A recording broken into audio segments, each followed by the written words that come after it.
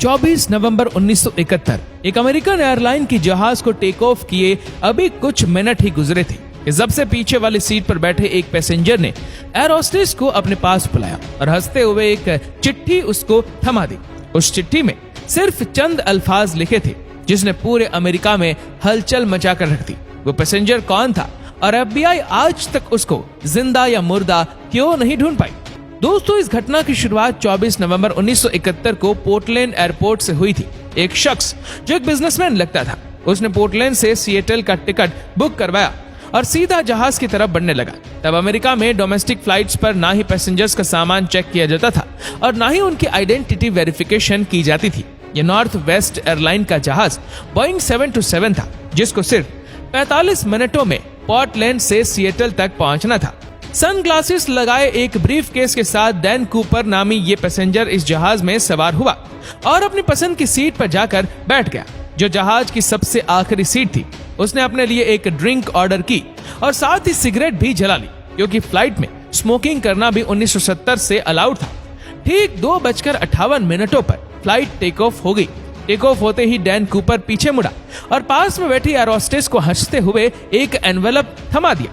Air hostess, जिसका नाम Florence शॉफनर था, उसने जब वो चिट्ठी पढ़ी तो जैसे उसके पैरों तले जमीन ही खिसक गई। मेरे पास बॉम्ब है और मैं चाहता हूँ कि आप मेरे पास आकर बैठ जाए।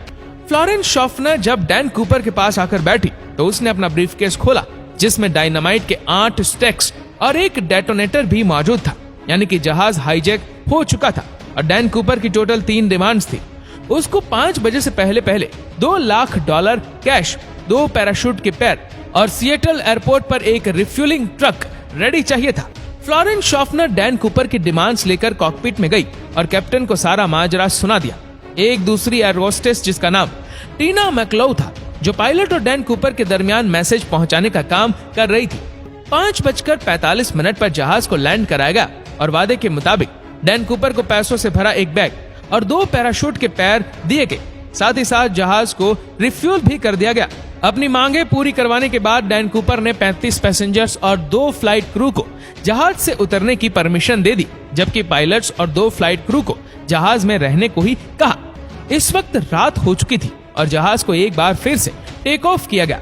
डैन कूपर ने अपने साथ बैठी टीना मैकलाउ के जरिए पायलट को कुछ खास इंस्ट्रक्शंस भेजी। वो चाहता था कि जहाज के लैंडिंग गेट्स और फ्लैप्स खुले रहे और जहाज को सीधा मेक्सिको सिटी लेकर जाया जाए। पायलट ने बाकी तमाम डिमांड तो पूरी कर दी, लेकिन जहाज को सीधा मेक्सिको सिटी लेकर जाना फ्यूल की वजह से पॉसिबल नहीं था।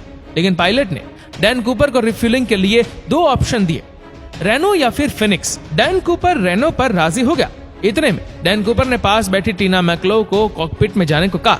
जब टीना कॉकपिट का दरवाजा बंद करने के लिए पलटी तो उसने आखिरी बार सिर्फ इतना देखा कि डैन कूपर अपनी कमर पर कुछ बांध रहा था और डैन कूपर ने वहां से छलांग लगा ली। 3 घंटों के बाद जब जहाज रेनो में लैंड हुआ तो पूरे जहाज को अच्छी तरह चेक किया गया, लेकिन जहाज में ना ही डैन कूपर था और ना ही कोई बॉम्ब मिल सका। आखिर डैन कूपर कौन था और पूरे अमेरिका की आंखों को धोखा देकर वो कहां चला गया?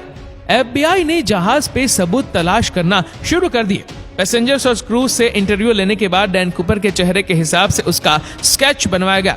इससे पहले कि डैन कूपर को सिएटल और रेनो के बीच में तलाश किया जाता, FBI को ये जानना था कि उसने एग्जैक्टली कौन सी जगह पर प्लेन से जंप किया था। ये जानना ज्यादा मुश्किल नहीं था, क्योंकि जहाज ऑटो पायलट पे था, यानी जिस पाथ पर जहाज फ्लाई कर रहा था वो ऑलरेडी रिकॉर्डेड था।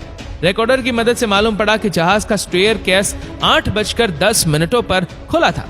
इन तमाम इंफॉर्मेशन के बेसिस पे डैन कूपर की ड्रॉप लोकेशन का अंदाजा लगाकर एक सर्च एरिया डिफाइन किया गया।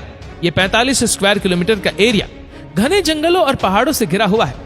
एरियल टीम और लैंड सर्च टीम ने इस पूरे एरिया का चप्पा चप्पा छान दिया, लेकिन ना कूपर का कोई नामो निशान मिला और ना ही कोई ब्रीफकेस मिला या फिर पैसे।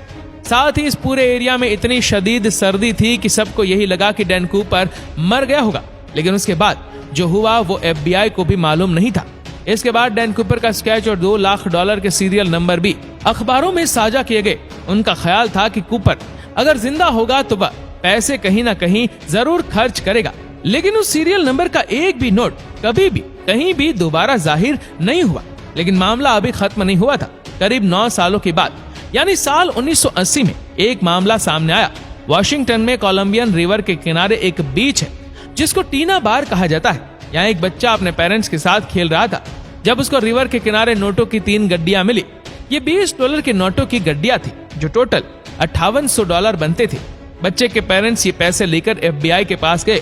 खुशकिस्मती से इनके सीरियल नंबर उन नोटों से मैच कर गए जो डैन कूपर लेकर गया था, लेकिन बजाय केस को सॉल्व करने के इस हादसे ने केस को और उलझा कर रख दिया, क्योंकि ये पैसे ड्रॉप लोकेशन से करीब 27 किलोमीटर दूर पाए गए थे। बाद में नोटिस किया गया कि कोलंबियन रिवर तो अपोजिट डायरेक्शन में फ्लो करती है, यानी ये पैसे लुइस रिवर से बहकर टीना बार बीच तक किसी भी सूरत नहीं पहुंच सकते। FBI के लिए ये मामला तो सुलझने के बजाय उलझता ही जा रहा था। ना सिर्फ इतना, बल्कि टीना बार बीच जहां से ये पैसे बरामद हुए थे, यहाँ 1974 में कुछ खुदाई का काम किया गया था।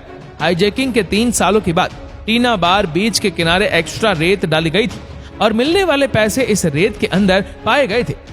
कई थ्योरीज ये भी कहती है कि कूपर शायद कोई ट्रेन मिलिट्री कमांडो था, क्योंकि जो पैराशूट वो अपने साथ लेकर गया था वो एक मिलिट्री पैराशूट था और उसको ऑपरेट करना उस पैराशूट से ज्यादा मुश्किल था। एविडेंस के तौर पे FBI के पास डैन कूपर के इस स्केच के अलावा सिर्फ ये टिकट है जिसमें उसने खुद अपना नाम लिखा था और ये टाई जिस पर क्लिप लेफ्ट साइड पे लगी थी, जिससे ये जाहिर होता है कि डैन कूपर लेफ्ट हैंडेड था।